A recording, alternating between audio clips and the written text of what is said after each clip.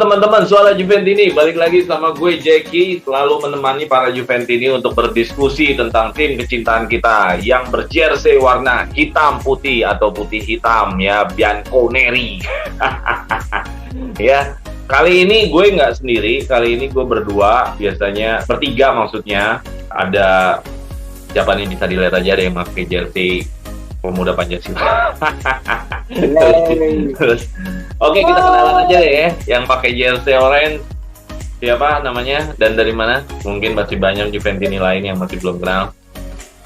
Ya, halo, gue Suryo, Juventini dari Depok, ya kan, balik lagi. Mungkin kemarin-kemarin sempat muncul, sekarang balik lagi. Oke, thank you Suryo, masih mau terus berbagi bersama Juventini yang lain. Oke bang, yang satu lagi nih, yang warna hitam nih, jersey, nggak pakai jersey nih. Oke, siapa kenalan dulu? Halo guys, Ricky Juventini dari Jakarta Timur. Jakarta Taman Timur Mini. ya. Oke. Taman Mini. Udah pada kenal lah, pasti udah sering muncul. Nggak ada yang kenal, lo kayak udah terkenal aja. Oke, tadi itu ada Ricky, ada Suryo. Kita langsung aja bahas tentang topik kita Juventus, diskusi tentang topik kita minggu ini. Langsung aja di slide pertama atau materi pertama adalah mengenai situasi De Ligt ya, back andalan Juventus. Sebelum gua mau lemparkan diskusi ini, gua kasih reviewnya dulu bahwa De Ligt ini situasinya adalah mau cabut dari Juventus. Kita mundur ke belakang, dulu De Ligt datang sebagai pemain muda terbaik dunia, bukan terbaik Belanda aja, tapi terbaik dunia. Buktinya apa? Dia mendapatkan satu record, satu penghargaan yang namanya The Golden Boy. Udah deh, namanya Golden Boy kan ya? Iya, Golden Boy Award. Golden Boy Award. Dulu Pogba pernah menangin itu, Messi pernah menangin itu, nama-nama keren pernah menangin itu, kayak Fabregas, kayak siapa striker City tuh yang bokil juga. Pogba, striker City. Siapa yang dibikinin patung?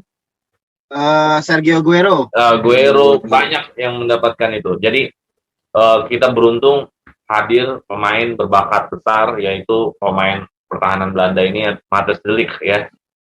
De Ligt ini udah 3 musim di Juventus. 3 musim di Juventus juga nggak bisa dibilang tanpa kontribusi. Justru De Ligt datang pertama kali udah main sama Ronaldo dan akhirnya Scudetto. Lambat laun Juventus menemui musim kedua, musim ketiga Juventus akhirnya menemui ya satu tantangan terbesar dari 10 musim atau 9 musim yang sebelumnya ya, yaitu adalah tantangannya tidak Scudetto. Jadi tantangan terbesar Juventus buat gue bukan juara UCL tapi tidak Scudetto, karena Scudetto adalah hal yang reguler kan. Karena kalau UCL itu ya sebenarnya impian lah, impian aja gue ngeliatnya. Oke, singkat cerita, di musim ini situasi De Ligt makin panas dalam artian gini, Juventus mau perpanjang kontrak, tiba-tiba De Ligt inginnya oke, perpanjang tapi harganya jangan dinaikin. Jadi kalau ada yang mau nebus gue, tolong jangan dinaikin, dibikin murah aja. Dibikin murah aja klausulnya. Kira-kira begitulah isi kontraknya. Dan akhirnya kontrak belum diperpanjang. Berjalan waktu, kasus kontrak, akhirnya Chelsea pun masuk mengatakan minat.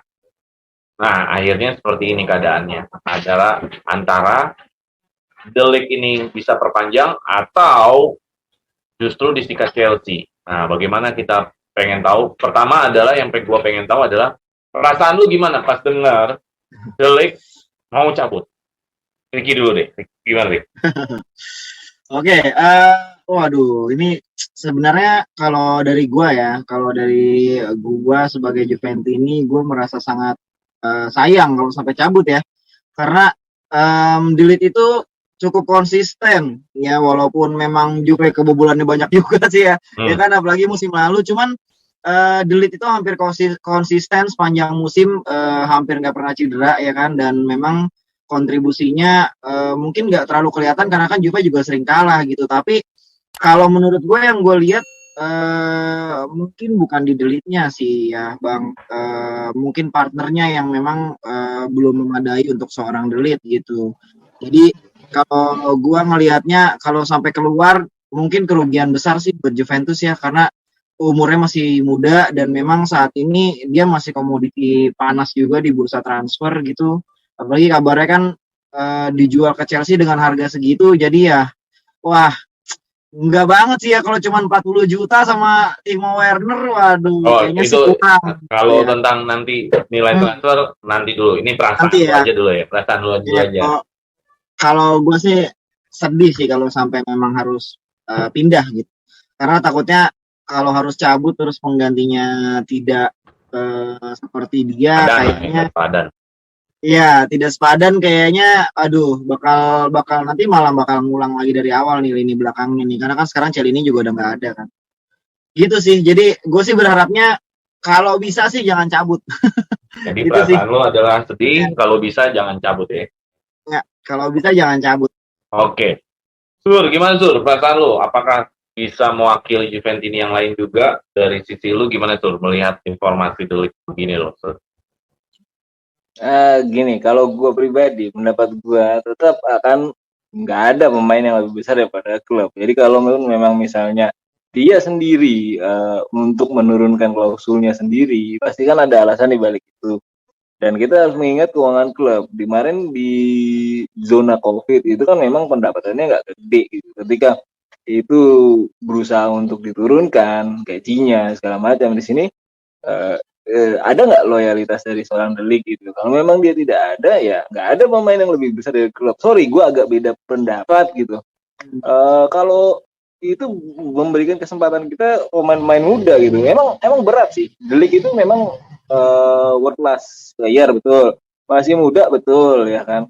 Tapi Juve ya nggak perlu ketergantungan dari dia. Mungkin ada sealirannya sama partnernya. Entah itu Bonucci. Bonucci atau Rugani gitu kan. Mungkin itu nggak klub ya kan, atau katakanlah Gak ada belum dalam tanda chemistry ya? kutip gitu. Nah, belum dalam tanda kutip. Tapi di sini kita lihat seorang Cieli ini pun memutuskan untuk pindah ya kan ke liga yang sebelah sono ya kan, Liga Amerika.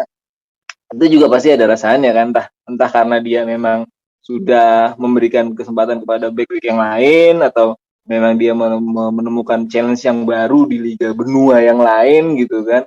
Tapi kalau menurut gue nggak ada pemain yang lebih besar daripada klub. Kalau gue memang berat, tapi ya Juve pasti bisa ngelewatinnya itu gitu. Kalaupun memang manajemen sudah memutuskan demikian, ya sudah gitu.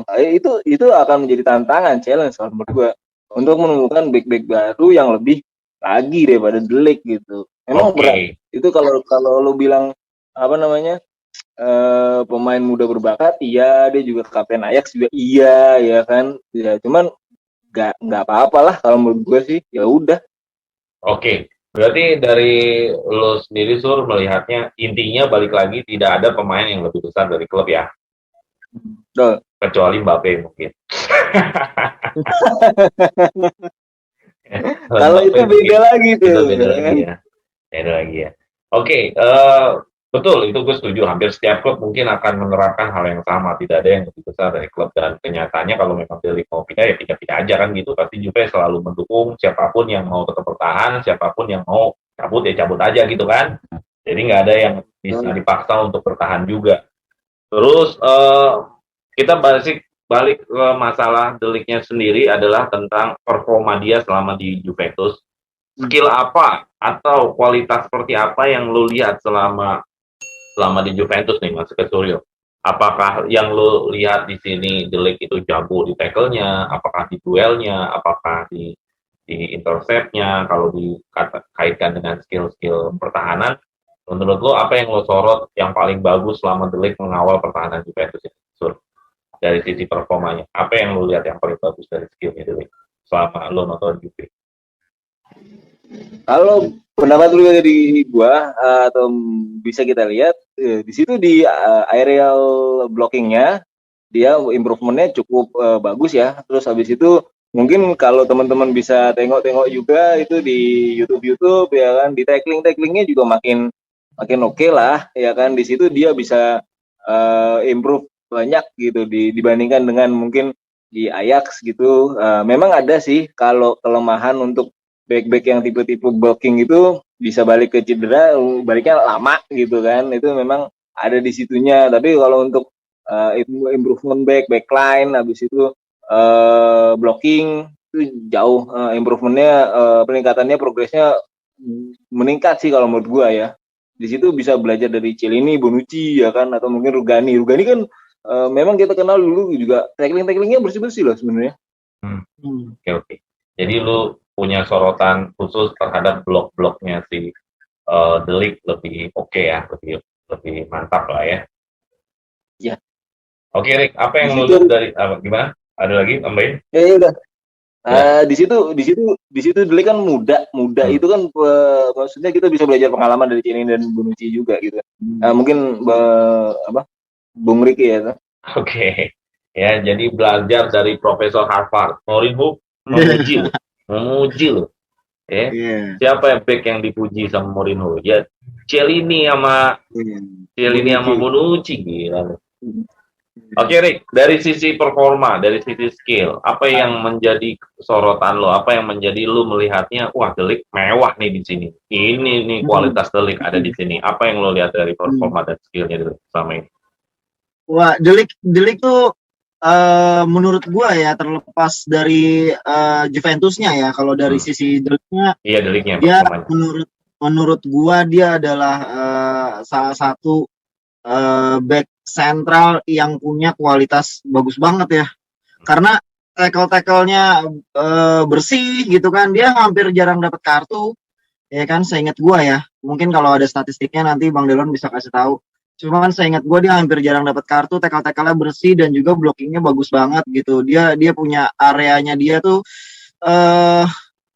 dia menjaga areanya dengan bagus gitu ya, dia berani duel dengan striker yang juga hebat-hebat juga ya di Serie A ya Zlatan Ibrahimovic, Romelu Lukaku pasti udah paham lah De Ligt dengan striker yang model-modelnya badan-badannya gede-gede gitu kan ya kan, dia juga punya body memang, fisiknya memang monster ya, bagus banget ya, fisiknya juga sangat sesuai untuk seorang central back gitu ya, dan ototnya juga keker gitu, maksudnya gedenya tuh nggak gede ya kayak Harry Maguire gitu ya, mohon maaf nih ya. Kalau Maguire kan nggak ada ototnya ya, kelihatannya nggak ada ototnya gitu ya. Cuman kalau De Ligt memang dia berotot dan otot pahanya juga gede banget gitu. Jadi itu mungkin salah satu yang membuat De Ligt hampir sepanjang musim dia jarang cedera. Gitu ya. Dia punya fisik yang bagus dan memang visi permainannya oke sih kalau menurut gue ya, terlepas dari penampilan Juventus musim lalu. Tapi menurut gue De Ligt oke banget sih. De Ligt oke banget. Oke. Berarti tadi yang lo lihat performanya adalah bloknya, terus juga keker, duelnya, fisiknya ya, secara fisik ya. Secara fisiknya juga keker, monster lah intinya lah ya. Jadi memang ya wajar lah ya De Ligt menjadi pemain muda terbaik dunia untuk dari sisi kategori back. Oke, kalau dari body kayak gini tuh ya agak sedikit bikin striker tuh mungkin ngelihat wah gede juga nih backnya kan gitu ya. Ya kita kalau main bola kan gitu kan kadang kan. Tapi kalau ngomongin ketemu striker model Martinez gimana? Nah itu tuh. Ayo. Dia nggak perlu dia justru diduelin, akhirnya kita dapat penalti gimana menurut? Iya benar. Itu mungkin ya. Aja.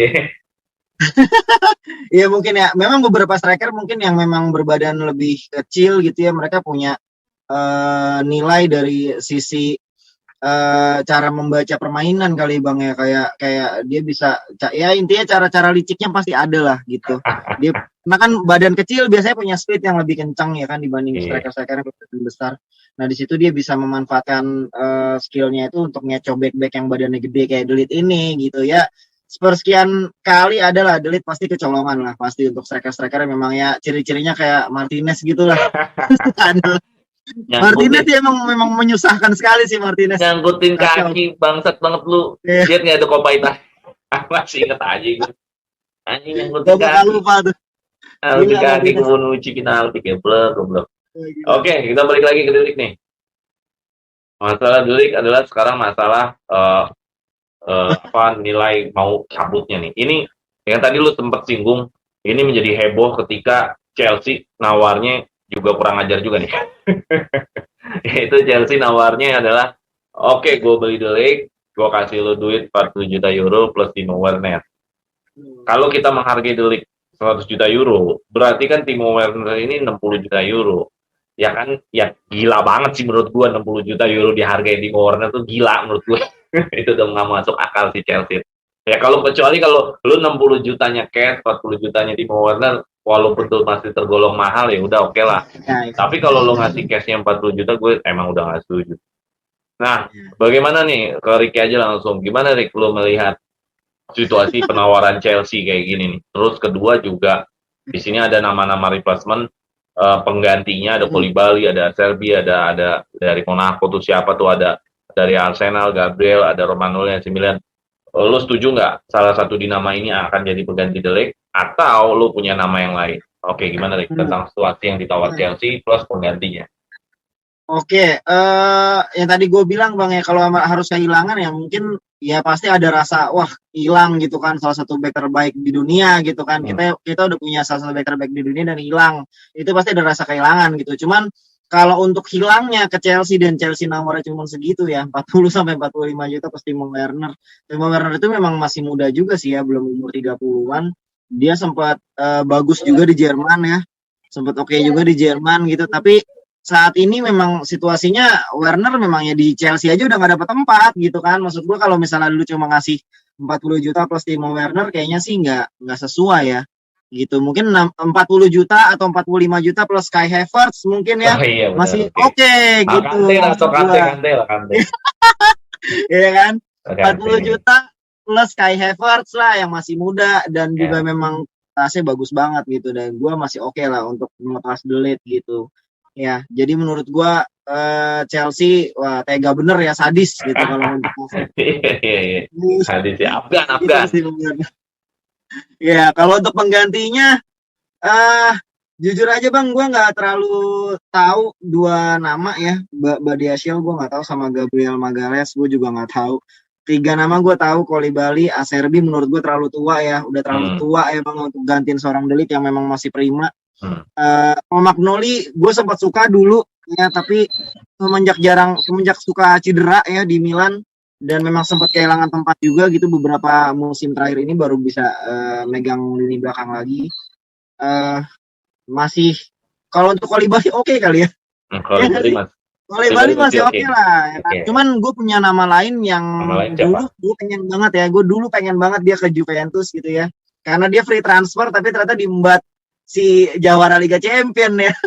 Sayang banget gitu maksud gue ya. Gue dulu mengidamkan Tony Rudiger buat bisa kita dapetin gitu. Tapi ternyata buat duluan. Ya gue nggak tahu ya Juve saat itu ada penawaran atau memang nggak nawar atau memang nggak tertarik kali ya. Sayang banget karena free transfer gitu. Cuman kalau untuk nama-nama ini mungkin dari 5 nama ini Koulibaly sih yang gue pilih.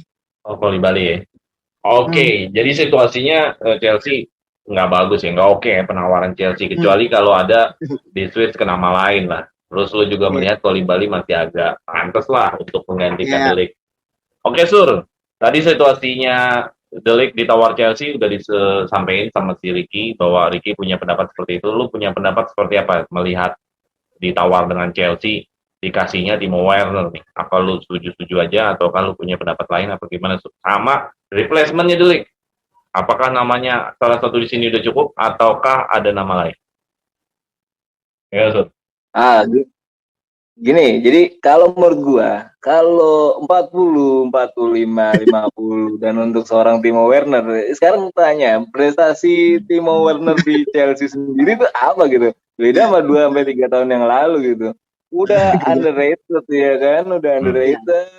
Terus kalau kita nilainya 60 juta overvalued, nah, itu sama saja nge-insult Juve gitu, menghina kalau gue jadi manajemen. Kalau gue jadi manajemen ngapain ya kan? Nah, emang kita dapetin Matthijs De Ligt dengan nggak sacrifice something ya kan, pasti kan something gitu kan. Mahal juga. Mulai dari mulai dari time to spend untuk talent scout-nya ya kan, habis itu lu bisa lihat lah kan kualitas yang disajikan De Ligt di Liga Champions. Timo Werner, aduh nggak deh ya kan. Itu sama aja menghina Juve kalau menurut gue ya, kalau menurut gue gitu. Udah harganya segitu overvalued dan dia di underrated gitu ya. Kalau dari opsinya, kalau gue pribadi lebih suka ke Romagnoli. Romagnoli. Betul. Ya, Romagnoli karena ya memang walaupun dia beberapa kali dikerjain Dybala gitu ya kan dengan sedikit apa namanya ball position yang bagus dan ya kotak-kotik sana sini memang ya is okay lah namanya player kan back kan juga perlu pembelajaran juga tapi best opsi adalah Romagnoli dan Koulibaly. Kenapa Koulibaly? Karena ada pengalaman di Liga Champions yang lebih ya kan untuk Koulibaly terus dan dia juga sempat beberapa kali ya salah satu back yang terbaik di Itali gitu. Memang blunder juga sempat beberapa kali gitu kan. Tapi ya memang nggak dipungkiri gitu kan. Koulibaly dan Romagnoli adalah opsi yang terbaik untuk menggantikan seandainya De Ligt pergi gitu.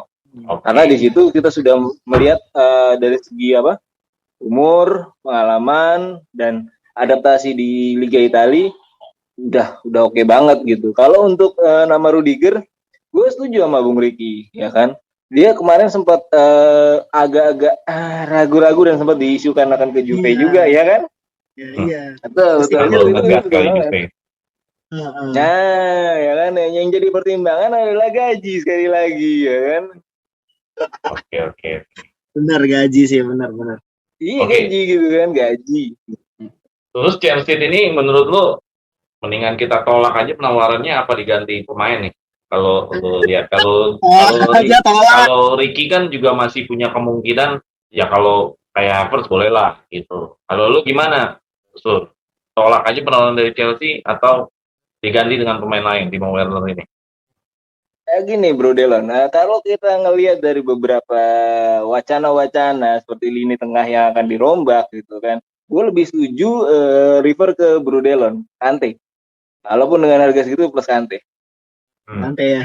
Dan gak ada opsi lain gitu. Kayak Havertz kita, kayak Havertz kita kalau gue kurang setuju sama Bro Ricky ya kan. Cuman kalau sama Kante is oke banget gitu kan karena ya kita tahu sendirilah sebagai sama Juventus ini kan news yang ada kan berita-berita yang ada kan entah itu ya si yang Prancis ya kan entah itu yang dari abis Barcelona ya kan nah itu kan pasti ada butuh replacement-nya ya kan Kante oke banget menurut gue pribadi Bro Delon. Oke, Kante ya. Kante udah umur 31 nggak apa-apa ya Mas Surya ya? Udah umur 30-an udah kepala 3 nggak apa-apa ya? Enggak ada masalah. Kita Pirlo waktu itu umur berapa ya kalau nggak salah ya? 33 ya. Nah, dan prestasi yang ditunjukin juga nggak buruk-buruk amat kan malah bisa terbilang bagus ya. Iya benar. Ya, gue sih kalau ngelihat posisi Chelsea gue tetap nggak berharap dikasih pemain dan uang. Gue pengennya tetap dia dikasih uang transfer ya, karena uangnya bisa diputerin lagi buat beli pemain. Kalau lu nggak mau ngasih gue uang, udah nggak gue jual, biarin aja dulu kontraknya habis di Juve daripada harus maksa ini enggak. Iya.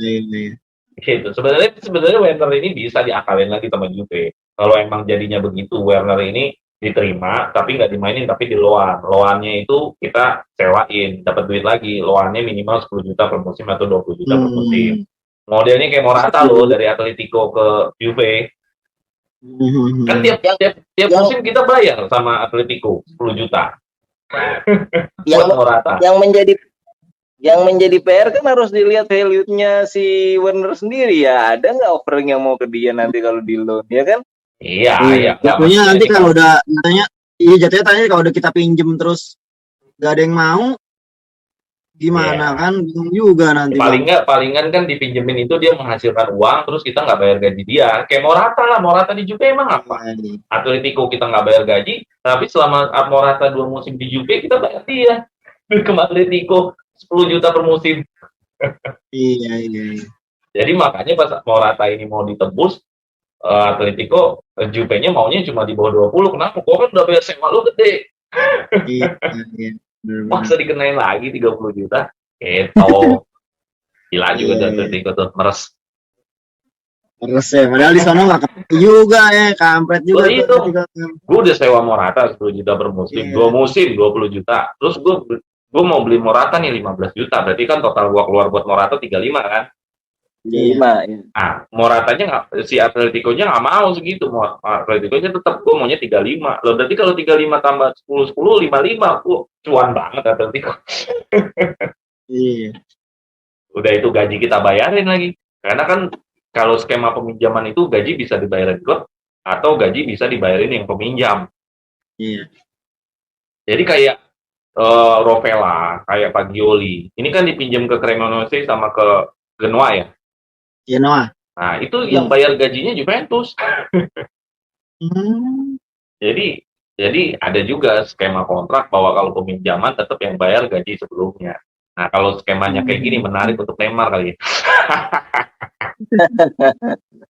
Iya, Tapi iya, kalau iya. gue ngelihatnya offering awal dari Chelsea-nya itu nggak Iya. nggak Emang nggak nggak enak nggak gitu. enak, emang nggak bagus. Nggak masuk Nggak akal enak ya kecuali katanya. Emang gue ya, juga, udah lo duit aja lah. Udah nggak asik. Iya. Duit aja lah, Nah, kalau bisa kalau duit 80 ya atau 90 gitu udah kelar ya kan. Iya. Maksudnya. Kalau nggak kita jual lagi kecuali ke kalau MU. MU kan biasa kita bego-begoin. ah Enggak, si Chelsea ini kan nah pemilik baru, Bang. Si Chelsea ini pemilik baru ya kan. Duitnya juga masih kenceng. Mungkin ya dia mau ngakalin kali kan. Ya kali aja Iya. bisa gitu. Kalau gue sih ngelihatnya dia mau ngakalin buat nendang Werner. Iya, buat nantang Werner juga gitu. Toto dapat delit kan lumayan gitu. Tapi Juve-nya kalau misalnya di Juve-nya ketumpuan. tapi kalau cuma menurut gua kalau di press lagi mungkin ya sampai angka 70 gitu plus Timo Werner mungkin harusnya sih bisa ya kalau feeling gua. Kalau emang lu mau dapat Timo Werner ya. Oke. Kalau gua sih males. Iya. Sebenarnya. Oke, tadi kita udah bicara tentang The Ligt tadi udah banyak dibahas sama Ricky sama Suryo bahwa The Ligt ini memang punya kapasitas bagus, tapi kalau emang mau cabut seperti Suryo bilang tidak ada pemain yang lebih besar dari klub, ya gitu ya. oh iya bro, kalau menurut gue Kecuali Mbappe. nah kalau itu Beda tergantung lagi. manajemennya ya kan. Gantung manajemennya ya. Oke. Gak ada harga dirinya tuh klub tuh. Terus penawaran Chelsea juga kayaknya nggak asik ya. Nah, penawarnya duitnya juga kecil, terus juga Timo Werner lagi. Mending yang lain. Oke, kita lanjut ke info-info tentang Mercato, tentang gosip-gosip Mercato. Gosip Mercato yang seperti yang lo lihat, sebenarnya masih banyak yang, masih banyak yang istilahnya, ya belum kelihatan sih. Belum kelihatan lagi, selain Pogba, Di Maria aja masih menunggu jawaban. Terus juga, ini ada dua lah, satu atau dua lah yang pengen gue bahas ke kalian. Bahwa ada 3 pemain yang akhirnya harus dipilih salah satu, seperti pemain muda Fagioli, Rovella, dan Miretti. Ini harus dipilih salah satu. Nah, mengenai situasi Mercato ini untuk menghadapi di musim depan, kalian memilih siapa dari antara 3 pemain muda ini berposisi sama dan harus dipilih. Ternyata Juve pengennya salah satunya sih, nggak mungkin salah 2, salah 3-nya atau 3-3-nya. Kayaknya salah satunya. Oke, ini dulu nih, Mercato tentang ini dulu nih, pemain muda ini. Mana yang menurut lo yang paling ideal dan paling cocok untuk bermain di Juve? Tadi terakhir siapa? Ricky sama Suryo mau siapa duluan nih? Bang Suryo aja duluan. Sur, gimana Sur? 3 pemain ini. nah gue sekarang gini ya kan, kalau kita kembali ke pemain muda gue lebih cenderung ke Fagioli. Kenapa ya kan, karena di situ kita lihat ada sesuatu yang menarik yang membuat dia menjadikan klub lain memberikan tawaran kepada Juve. Nah, dari situ aja value-nya sudah ada gitu. Kalau value sudah ada, kenapa kita tidak mencoba mempertahankan itu gitu? Ya kan? Di samping memang menurut gue ya Fagioli, Rovella, Miretti itu semua berhak dikasih kesempatan. Cuman ketika sudah ada yang menyatakan tertarik ya kan terhadap Fagioli, itu dulu kita keep, ya kan? Berarti kan dia punya sesuatu nilai jual yang oke, kan? Nah, beda sama kita kalau kita balik lagi ke tadi, gue curiganya Chelsea itu sekedar cek ombak. Lu tahu kan cek ombak ya kan, dikasih harga 40 nih juga gimana gitu kan. Itu makanya gue bilang itu penghinaan gitu kan. Kalaupun sekalian aja 60, 70, 80 ya kan. Kalau klub-klub Liga Inggris itu dikatakan memang lebih mampu ya kan dibanding klub Liga Italia misal. Nah, kalian aja kita naikin 80 nih ya kan. Iya. Nah, balik lagi ke Fagioli. Fagioli sudah ada yang tertarik, kita keep dulu gitu kan. Something valuable ini pemain gitu. Oke. Nah, kalau dibanding sama menurut gua gitu. Oke, berarti lu lebih ke Fagioli ya? Lebih punya value ya untuk bergabung dengan Juventus ya?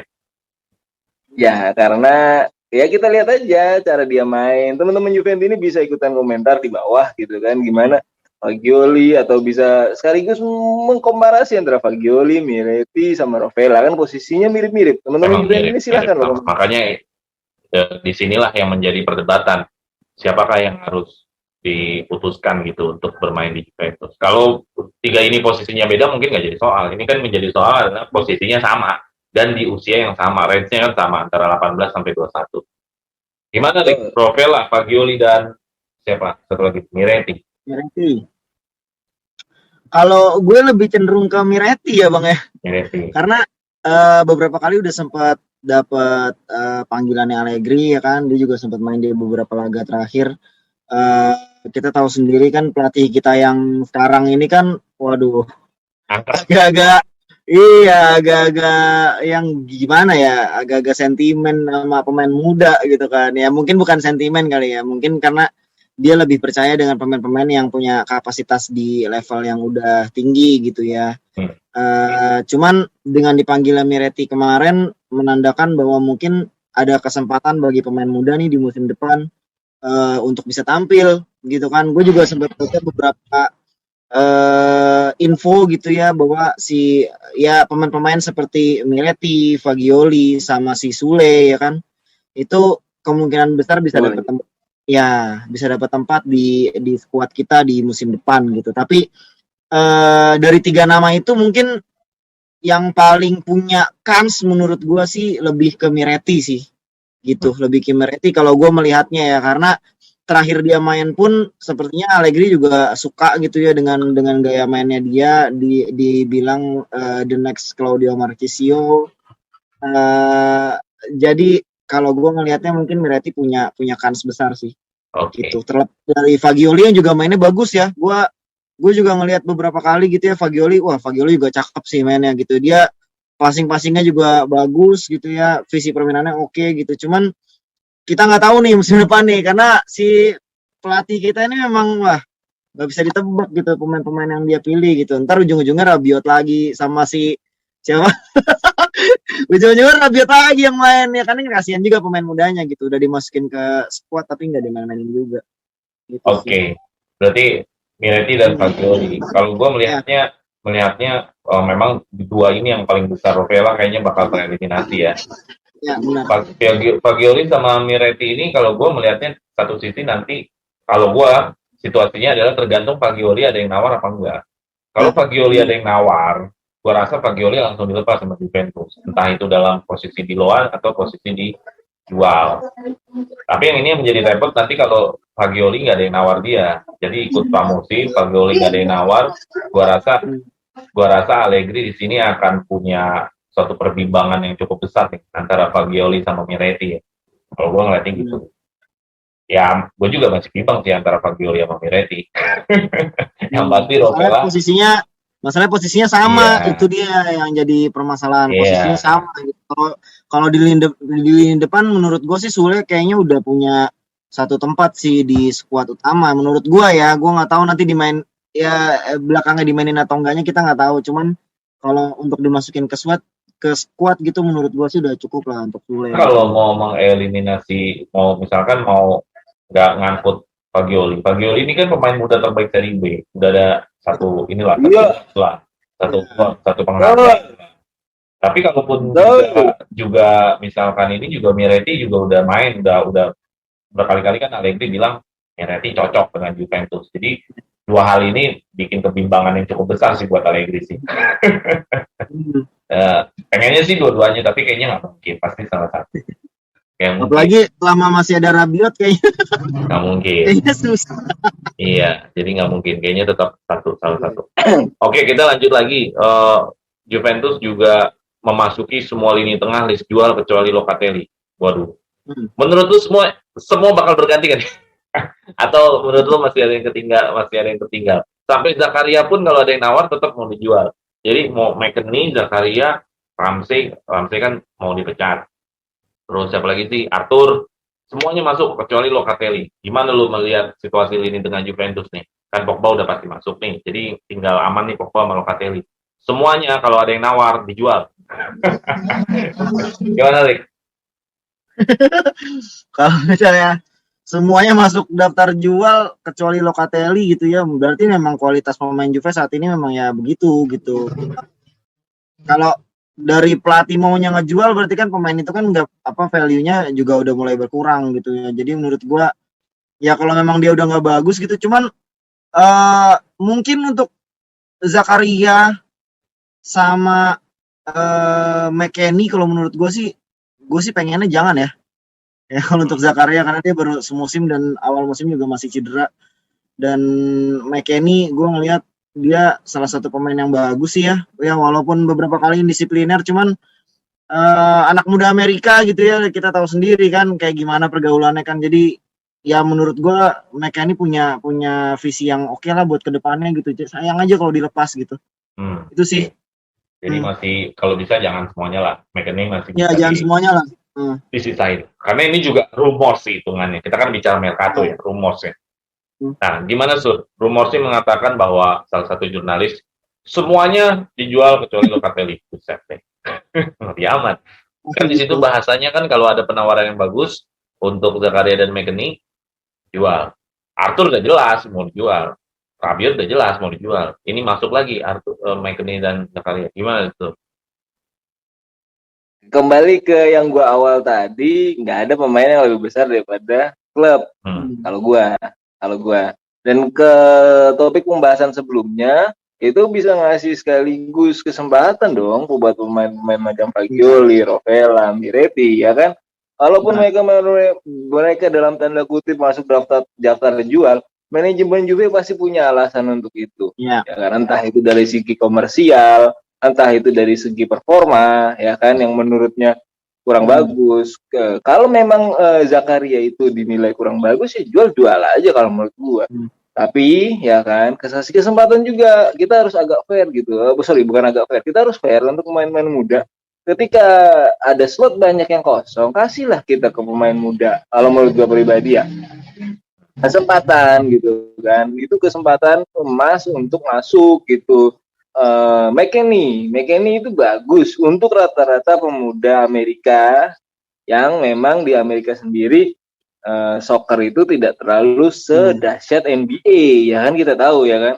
Dia pasti ada effort lebihnya juga kan pasti, ya kan, untuk sampai ke Jerman seenggaknya sebelum di Juve Liga Jerman. Cuman kalau memang dinilai kurang bagus sama manajemen, gue tetap setuju ya kan, jual aja. Kalaupun memang harus ada perombakan di lini tengah, why not? Yang penting kan progresnya jelas. Kita masuk pemain muda, katakanlah memang Allegri sudah mempercayakan kepada pemain muda macam Fagioli, Rovella, Miretti atau Sole, ya kan. Ya udah gitu. Memang butuh waktu dan butuh kesabaran kita sebagai seorang Juventus ini untuk meraih prestasi yang lebih lagi gitu. Ya dari Cielini saja kan kita sudah belajar untuk ikhlas dalam tanda kutip kan. Itu kalau menurut gua. Jadi nggak ada pemain yang lebih besar daripada kalau memang harus daftar jual yang banyak, jual gitu kalau menurut gua pribadi. Dan di situ mungkin teman-teman Juventus ini mungkin punya pendapat yang beda, silahkan di kolom komentar ya kan. Kalau menurut gua nggak ada pemain yang lebih besar daripada klub. Nah, semoga Juve dengan progres yang itu bisa jual semua, dapat value yang bagus atau uang yang lumayan, terus mengembangkan pemain muda. Pogba datang yang dalam isunya yang paling dekat atau news yang paling dekat Mercato Pogba, ya progresnya bagus gitu. Berarti nggak ada masalah dengan resiko terhadap ya bisa dibayangkan. Ini kan sama aja bedol desa ya, hampir dihilangkan semua pemain di tengah. Berarti berarti udah siap dong yang namanya Juventus ini adalah namanya sebuah proses. Ataukah kita harus mendatangkan pemain-pemain yang matang yang musim ini, karena musim ini pertaruhan nih buat Allegri nih, kalau nggak Scudetto cabut. Sedangkan setengahnya ya kita tahu bakalan mau dibedol desa nih pemain tengah Juventus. Gimana nih lo melihatnya nanti hubungannya kalau semua pemain akhirnya bisa kejual dan seperti kayak dari nol lagi? Gimana Rick? Intinya sih kalau memang kualitasnya sudah tidak sesuai, ya dijual bang, gitu. Yang penting kan kita kan harus mementingkan klub kita nih, ya kan. Jadi menurut gua kalau memang pemain muda itu memang punya kualitas bagus, ya benar kata Bang Suryo tadi harus dikasih kesempatan gitu. Toh kita mikir aja deh apa namanya beberapa pilar yang memperkuat Juventus yang ngasih banyak, yang ngasih 9 Scudetto itu ya kan, Chiellini, Marchisio, ya kan, itu kan berawal dari pemain muda ya nggak sih? Zaman dia di Serie B kan itu kan, dia masuk, dia punya Betul kesempatan. Bro Ricky. Betul kan? Betul. Dia punya kesempatan, akhirnya dia jadi pilar selama 9 musim. Ya, sampai Betul. kita gagal Scudetto di musim kemarin gitu. Jadi menurut gua gak ada salahnya nih dicoba lagi nih gitu. Mumpung juga beli pemain mahal-mahal ya kan, pemain bagus juga susah ya Juventus. Jadi mendingan kualitas pemain muda mungkin mesti diasah lagi. Gitu. Siapa tahu akan muncul Chiellini berikutnya, Marchisio berikutnya gitu sih. Kalau menurut gue. Ya kan yang Kalau memang terbaru sudah kan, tidak, yang terbaru juga Kean ditukar sama Paredes kan. ya, betul. Itu kan mungkin aja kan siap-siap nih kalau pemain tengah yang lain mau cabut. Ya kalau menurut gua berkualitas mending kalau katanya gini bro, kalau katanya zero titul itu sangat menyakitkan sebenarnya, iya kan? Ya. Sangat menyakitkan itu. Jadi memang dari hasilnya 1 tahun ini, ya memang kalau perlu perombakan sekalian, bedol desa sekalian, jangan nanggung-nanggung gitu. Jadi udah langsung aja ya, total aja lah ya. Iya. Oke. Iya. Oke, berarti kita juga harus kalau ternyata terjadi akhirnya bedol desa, benar-benar Tristesa tinggal Locatelli, Pogba, semua adalah nama baru. Berarti kita ini tim baru nih, Juventus nih. Ini tim baru nih, udah benar-benar tim baru, bayangin coba hilang semua nama-namanya. Oke, itu adalah tentang Mercato. Yang paling ini juga Di Maria masih muter-muter, males juga gue bahas nih. Ayo lu mau komen tentang Di Maria? Gue sih udah video-video sebelumnya udah banyak gue bahas sama Ayas. Tapi kalau lu mau komen tentang Di Maria silakan. Mau komen tentang Di Maria? Lihat. Kalau gue sih udah males ya. Kalau gue sih udah males ya, karena menurut gue nggak terlalu gimana-gimana ya, udah tua juga, maksud gue udah tua dan tidak terlalu wah juga gitu. Jadi kurang menarik buat gue. Ya kalau Juve mau datengin Anthony mungkin ya yang lebih muda, lebih fresh ya kan, gue cek Yahud ya gue tertarik gitu. Tapi kalau untuk Di Maria, wah, mau datang mau enggak ya terserah dia dah gitu. Di Maria mau komenin? Kalau gue sama kayak Bro Ricky, gak interest dan sama sekali gak interest. Dari pertama awal ada isu untuk Di Maria, gue ngeliat ngapain sih Di Maria, kan kita masih punya Chiesa, ya kan? Kalaupun memang Chiesa itu lebih cocok di kiri, untuk beberapa pendapat orang Chiesa itu cocok di kiri dan Di Maria itu di kanan misalnya. Ada sempat selentingan isu yang berembus Neymar. Gue lebih setuju Neymar, ya kan? Di Maria ngapain? Bener kata Bro Ricky, di samping faktor usia gitu kan. Dan beliaunya sendiri pun kata nggak interest dari awalnya gitu. Buat apa gitu? Kalau memang interest, tawaran dari klub Spanyol yang itu tuh yang merah biru ya kan, ngapain dia pertimbangkan? Udah jelas. Gue sih daripada Di Maria mendingan orbitin Sule kalau gue mah, ya kan, sama-sama kiri, sama-sama main sayap kanan ya kan, lebih muda, lebih fresh. Gue sih lebih pilih Sule sih dibanding Di Maria. Ngapain? Udah tua juga bang, paling semusim. Iya sih. Atau kalau kita bisa berangan-angan sekalian lah Neymar ya kan. Nah, masalah Neymar ini imajinasi atau masih ada kemungkinan sih. Gue ngeliat Neymar gini posisinya. Kalau dia dibayarin gajinya sama PSG masih mungkin. Tapi kalau nggak dibayarin, nggak tahu deh, kayak imajinasi aja sih. Karena kan posisinya kan kita minjem, bukan beli. Jadi kalau namanya minjem mah, biasa aja. Gue Neymar melihatnya PSG-nya aja kuncinya, mau bayar gajinya apa enggak. Ya, tetap di PSG-nya gitu. Karena kalau dari awalnya kan PSG-nya sudah nggak interest sama Neymar lagi gitu kan, dalam tanda kutip pengen gue depak tapi ada yang mau apa enggak ya kan, atau kan opsi peminjaman juga bisa juga gitu kan. Dan lagi tergantung dalam tanda kutip, kalau kita lihat di Maria, balik ke Di Maria lagi sebentar, itu katanya istrinya yang nggak interest di Turin itu. Wah, itu ngapain juga gitu kan, kalau ribet Nah, kalaupun memang dalam arti si Neymar itu atau katakanlah Neymar itu punya influencer atau orang-orang sekelilingnya yang memberikan positif kepada Juve, why not gitu. Kemungkinan itu tetap akan ada. Sama kayak Di Maria. Di Maria walaupun dia ke klub merah biru gitu kan, gaji separuh apa segala macam, klub itu dalam kesulitan finansial sekarang dan dia tetap mikir gitu. Berarti kan tergantung influencernya juga, tergantung influencer sekitar si Neymarnya juga gitu. Iya, iya, iya, iya, iya. Oke, itulah kondisi situasi Mercato kali ini ya. Yang paling resmi hanya Pogba. Intinya mau kita ngomongin siapapun yang resmi cuma Pogba gitu aja kan. Ya kan? Yang lain kan ya hanya obrolan isu ke isu, rumor ke rumor gitu. Walaupun yang mendekati Tapi gimana?